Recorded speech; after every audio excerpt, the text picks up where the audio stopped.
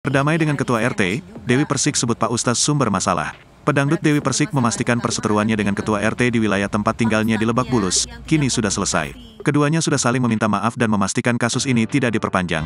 Dewi Persik mengatakan, kasus Ketua RT yang dituding meminta uang 100 juta terkait sapi kurbannya adalah kesalahpahaman belaka, antara dirinya dan Ketua RT Malkan. Sumber masalah kasus ini menurut Dewi Persik adalah pada Pak Ustaz di wilayahnya yang tidak berkomunikasi dengan jelas dan baik ke Ketua RT setempat, yakni Malkan. Dewi Persik memastikan ia dan Ketua RT Malkan sudah saling minta maaf sehingga masalah tidak perlu diperpanjang dan diperlebar. Hal itu dikatakan Dewi Persik lewat video di akun Instagramnya @dewipersik9, Senin, tanggal 3 Juli tahun 2023. Kita mau meluruskan ya, gak usah ngomong soal Pak RT lagi, karena sudah selesai.